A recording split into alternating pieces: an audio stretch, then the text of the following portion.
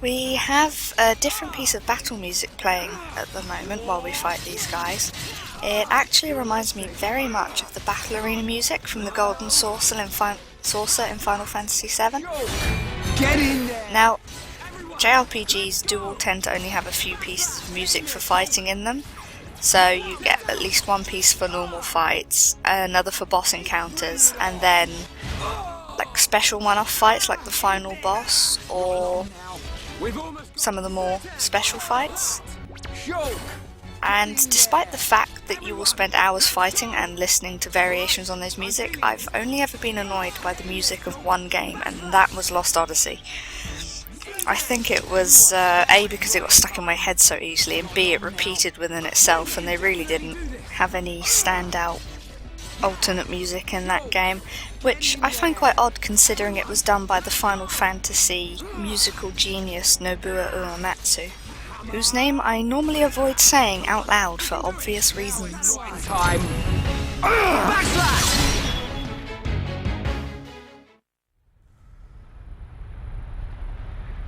I'm sorry, Ryan. Don't worry about it.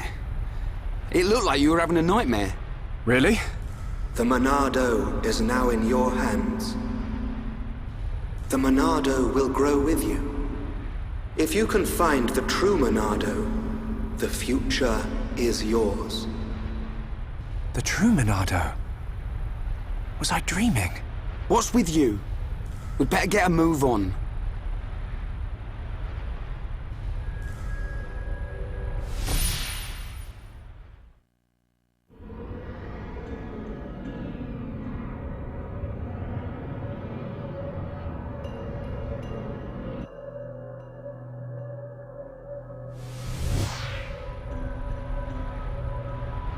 It wasn't a dream. Was it a vision? What should I do? I could tell Ryan, but I don't know.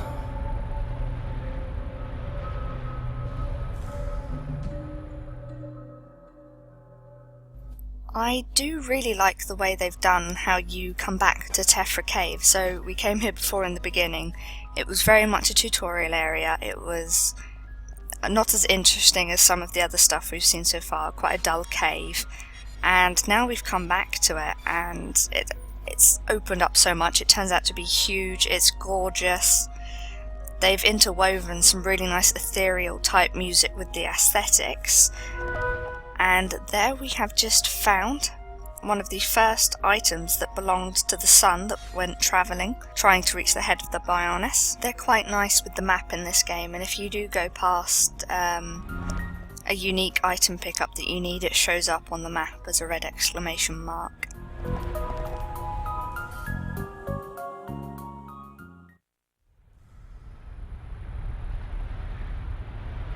What on Bionis are those? Monsters' egg sacs, I think. But it looks like there are mechon parts inside as well. Man, what kind of monsters are they? Probably some type of arachno.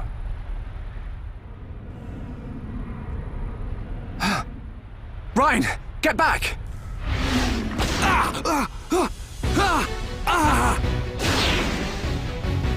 Ryan! No. If that vision comes true, then Ryan, I've got to find him.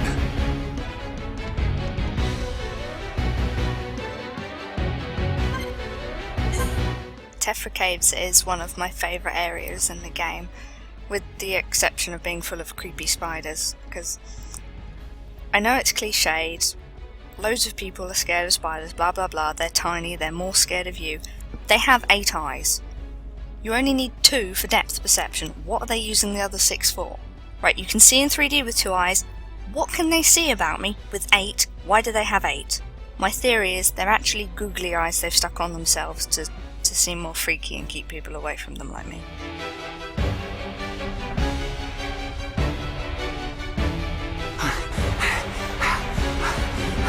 You things just don't give up, do ya? Ryan! I've got to hurry. If I can get up there, I should be able to reach him.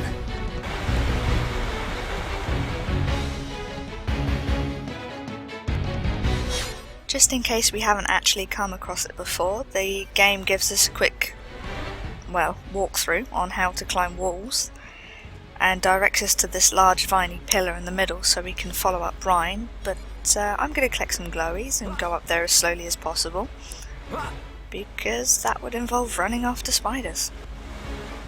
And I can't think of anything worse than running away from a spider than running towards a spider. Ugh. I do think this is the main area in the game though that has these enemies in. I can't really think of any others. I know there's lots of frogs in some places, they're not so bad. Some of them are even described as cute, but yeah, I think this is the main spider place. Shulk! Where are you? Ryan! Ryan! There's too many of them! I kill one, and 10 more pop up!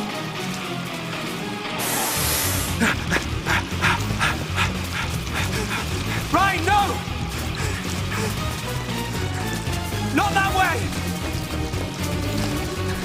Ryan! Shulk!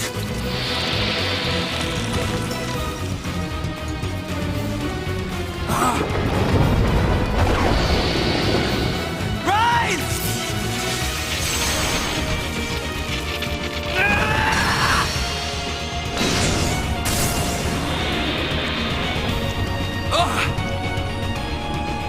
What's this? The power of the Monado.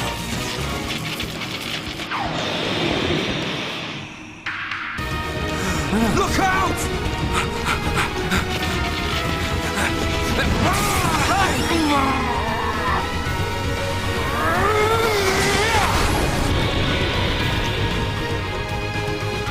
Glad one of us figured out these things to try and ambush.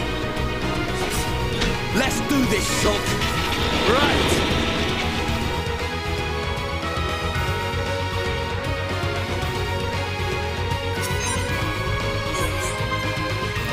So, Shulk's ability to have premonitions and visions now actually brings out about a number of changes to the gameplay.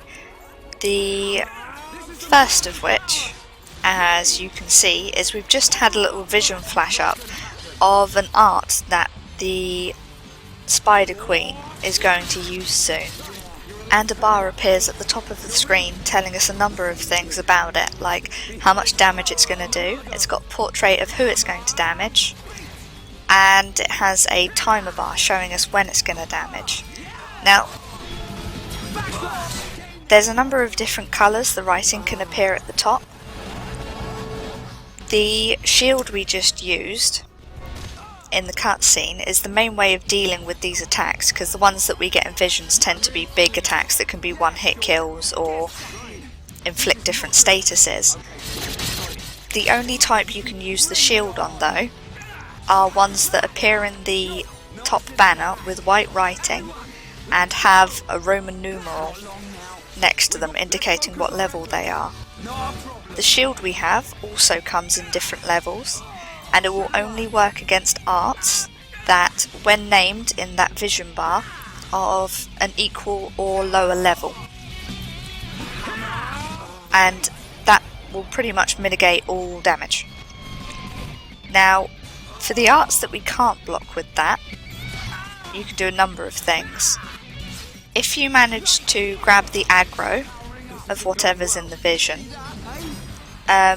you can disturb it, and it basically changes how much damage it's going to do or what it's going to do, and you can save people that way if you can't shield them. Or we now have a warning button where you can run up to the person involved in the vision, hit the B button and warn them about what's going to happen, and that basically allows you to do one move for them. You pop into their perspective, time goes still, and you control what they do for one move. It uses up a bar in the top left, the blue bar, so that's another thing we now have to pay attention to when it comes to like chain attacks and reviving people and warning people. Not every attack that pops up in a vision needs to be dealt with. Sometimes you'll get a vision for something that is actually only going to do 50 damage to someone with 1,000 health, so it's not always a big deal, but quite often it can be a nice warning of, you know, one of your characters is about to take 2,000 damage and you need to do something about it. I actually died several times trying that fight because I did the thing again where I just tried to go in head first and kind of blunder my way through, and the main thing I did wrong is you start the fight surrounded by lots of small spiders, and I tried to take out a number of those before I did anything to the queen. But really what you want to do is run in, head for the queen, and then use your area of effect attacks like the Stream Edge, which hits everything in front of Shulk, and War Swing, that hits everything around Rhine, and you just keep the aggro and kill them off that way whilst you damage the queen and keep her batting back and forth. Let's go! I do have several quests to be done in Tephra Cave, and it would help to have an extra level or two at this stage anyway, so I'm just going to run around for a bit. Kill some groovy lizards. He's bobbing about when I smack him. I was talking about the music and soundtracks of these type of games before I got distracted by spiders and how horrific they are. Now, for me, Xenoblade Chronicles does have gorgeous music, but it very much feels like to me a part of the scenery rather than a thing in and of itself. When I played through the game, I didn't have any standout pieces like I do for other games, and films. I very much enjoy the dramatic classical types of music that tend to accompany a climactic moment in the storytelling and gameplay, and that's the one thing I really found missing in this game, personally. I found there really weren't any standout pieces with the passion and drive in them that I really like in other games. Like, if I go through other JRPGs, the Final Fantasy ones, there's One Winged Angel from Final Fantasy VII, the Fethos Lusek songs from Final Fantasy VIII, I really like them. Dancing Mad is an amazing piece. If we go to more traditional films, Hans Zimmer pieces, The Dream is Collapsing, Molossus, some of his work on Pirates of the Caribbean, the Girl with the Dragon Tattoo American version soundtrack I love, I think that's amazing. But I can't think. There isn't a standout track for me in this. There is music that I'll play in the background when I'm trying to work or just sit and relax, but they don't stick with me. The reason I like them is because they fade into the background so well, and I really wish there'd be more music in this that stood more so on its own. The sound in games in general is a really big thing for me, I find. I mean, when I played through Bioshock and Fallout New Vegas, I found them to be both excellent, very fun games, but the first thing that always pops into my head when I think about them, before the visuals and before the gameplay, is just the simple sound, not even the music that was in them, but the actual sound effects in the game. That and the fact that my mum started leaping into my room yelling "Welcome to the Circus of Values" when I was playing Bioshock, because it was annoying her so much hearing it all the time. We came through. Nice job. And I am one of those people that when they get their hands on a new song or album, they can listen to it non-stop without getting bored and drive the people around them insane. I tend to do it with games as well, and every so often they coincide, and so when I hear one, I think of the other. And actually now when I hear any Linkin Park song, it makes me think of Bust a Move, and the Dark Knight soundtrack reminds me of Pokemon, and I don't think anyone involved was going for that. But nonetheless, that is what's happened to me. And although I do think the Xenoblade soundtrack is excellent, it suits the game perfectly, I still think in places it could have done more than just suit the game. I feel like it could have made parts of the game. And of course, as I go through, I'm going to post the music from areas. I think the soundtrack is about 90 tracks long, and people will have differing opinions. Some people will like it even less, some people will love some pieces, and it is great, but all round the with how good the rest of the game is, I really felt it was missing just something in there. I've managed to get revenge on our friend, Mr. Vain Butterfly Caterpillar Bumhead, whoever the hell that was. Cellar Bugworm, I think it was. I don't think I picked up the quest to kill him yet. I'll find it again at some point, come back here and just, you know, smack him once when I'm level 80 or something. When you progress through the game, you will get a warning if you only have a limited time in which you can complete your quest, or say something changes in the game, or people go off and do something else, or characters die or something in a quest line. You'll get a warning saying, you know, this is a time sensitive quest, to do it soon. So if you pick up any quests that you can't do now, any uniques you can't kill, or you just get bored of trying to finish all the quests in one area before moving on, you can just come back later. I think now Ryan and I are strong enough to go take on that spider. Probably. Hopefully. As I said, what I did wrong before was trying to kill all the little ones, the little arachnos, rather than just focusing on the queen and taking them out as collateral. But that's more what I'm going to do now.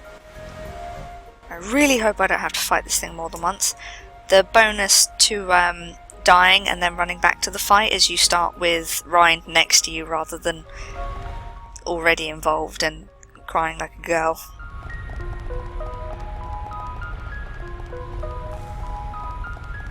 Toppling bosses can be quite useful, but in instances such as this one, it really doesn't stay down for more than a couple of seconds. It's most useful when they've got a vision up and you're trying to disturb that or try and make it refocus on someone else.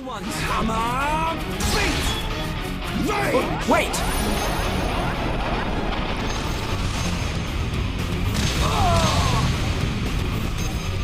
So we get our first vision straight away. That small portrait does not look like a spider.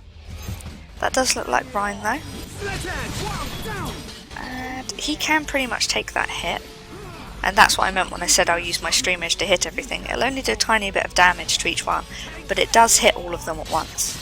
And I pretty much just treat it now like I would fight anything, just with a bit more health. A bit more keen healing.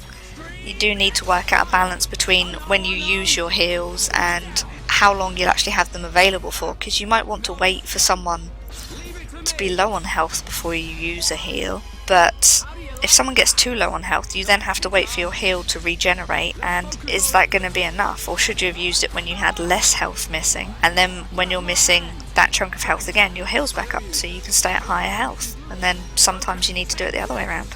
I am very bad at healing in this game. I'm very good at dying though, and they kind of go hand in hand.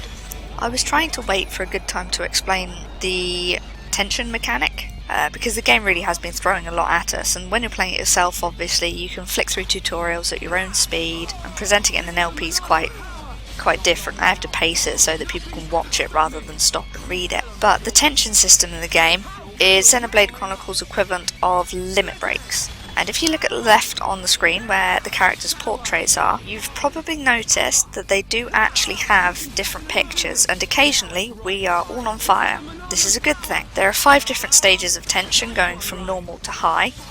The higher your tension is, stuff like crit rate and hit rate goes up, and the more damage you do, and the more likely you are to get extra links in a chain. Things like managing to hit with normal hits raise your tension, and missing will lower your tension and in turn make your accuracy and stuff lower, so it's kind of a double-edged sword going both ways.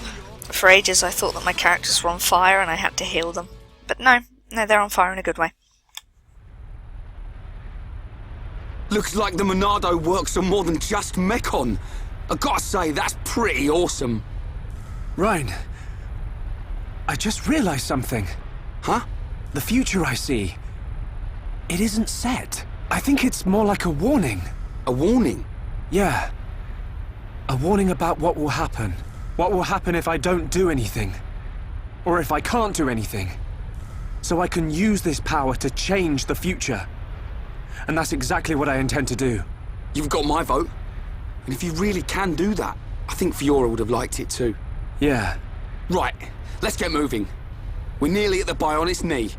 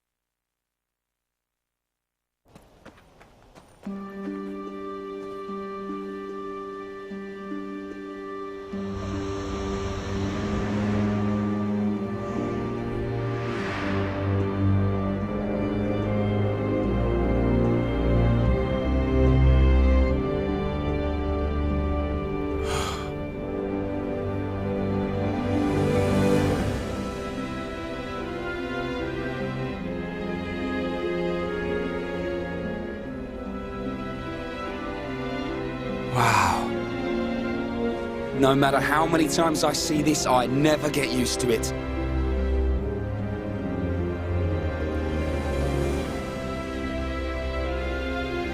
On the other side of those clouds. Yep. It's our enemy. Mechonis. Hmm.